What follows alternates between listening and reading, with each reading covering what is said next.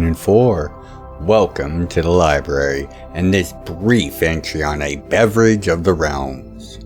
One that is almost exclusively the morning drink of choice for the Dragwa that invented it, but that also sees the stubborn or those with strange tastes likewise able to enjoy its stamina boosting properties. Cacao. I am the recorder, and I do hope my perceptive patrons, regular visitors, and new guests of the library enjoy this quick side trip into a brew of the realms.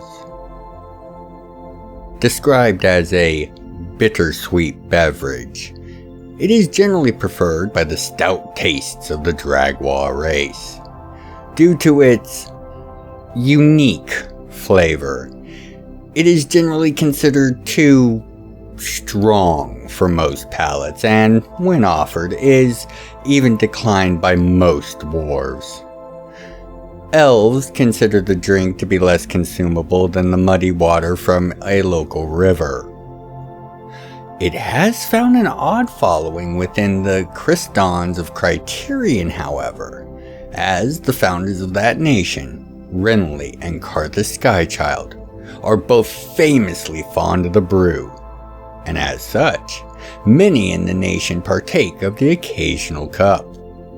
Although even amongst these hardy folk, few truly ever grow to enjoy it. Its substance consists of dried, ground seeds from the highly poisonous epilai plant found only on the Isles of Mist, combined with the oils from the leaves of the Tesfal Vern as a mild sweetener. Other ingredients include, which can vary on the region and the blend being made, are quite numerous, but generally contribute to making the thick, sludge-like beverage as close to its original consistency as possible. Many Dragwa who have ventured away from the Isles of Mist have even been known to add finely ground animal bones or soil to their blends. Ingredients. Elopai plants are considered a pestilence in all parts of Jam'mar other than the Isles of Mist. Its hardy nature makes it very difficult to kill outside of its natural arid environment, and when it is brought to other regions, it has been known to flourish and overtake much of the natural flora and even the fauna. While the majority of the plant is dangerous for anything but a Dragwa to handle without protective equipment, the seeds are, for the most part, quite harmless and provide a boost of stamina for all that can brave the unique flavor the seeds bring with them.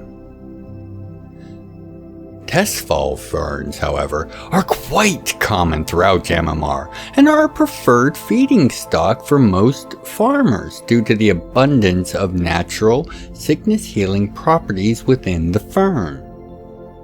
The leaves of the Testal fern are brown in color and have a very rough texture. When ground, the paste is very gritty and will often clump together.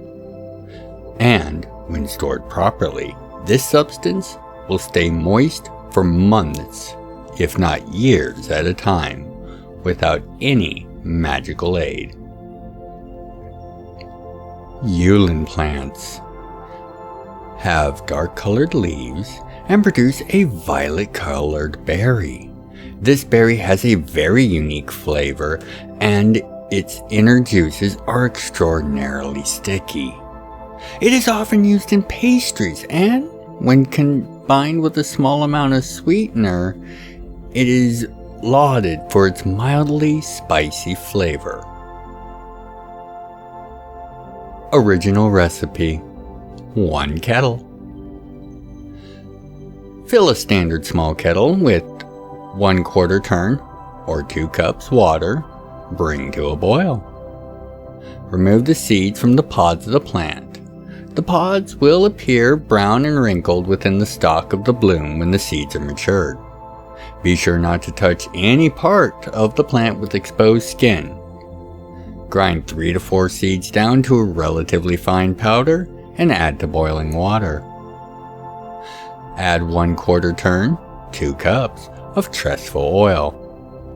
If the extracted oil is unavailable, adding approximately 12 full ground tressful leaves will suffice.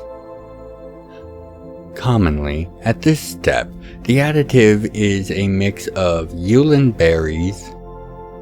However, when no Yulin berries are available, ground animal bones mixed with coir milk or relatively clean soil or sand with jahet flour and water can be substituted. These are by far the most popular and common substitutions. Mix thoroughly and serve immediately. Be aware, allowing the mixture to stand or cool will result in a hardened substance that is nearly impossible to remove from any container without the use of magic. As stated, very few not of the Dragwa people themselves are accepting or even fans of this strange brew. But many are willing to forego this distaste in times of need, where a few more hours of awareness is critical, and the taste is long forgotten before the boost to stamina wears off. Soldiers, adventurers, sailors, and those who lead or pilot ships or caravans, all of these will occasionally seek, and then regret after a few grimace sips, a cup of mind-clearing, fatigue-beating cacao. Most often, there will be a Dragwa or other aficionado who possesses a stock of the seeds, and if lucky, perhaps even some Yulin berries to meet the demand. This is a common enough occurrence that the cycle of half-empty, cemented cups being left wherever the drinker finally gave up on consuming the beverage have come to create their own value, in that many apprentice mages will often follow a large or hastily moving caravan or army just to collect the discarded cups and magically clean them for resale back to the very camp whenever they stop next. I hope you now have an understanding of this beverage, which has been mentioned a few times before in our tales at this point, and perhaps even an insight into those that willingly consume and enjoy this potent and strange beverage from the Isles of Mist. Perceptive patrons, new guests, and regular visitors to the library, I thank you for your time, your attention, and as always, your support in and of the Realms of Jam'mar. Thank you from the bottom of my heart. It means the realms to me.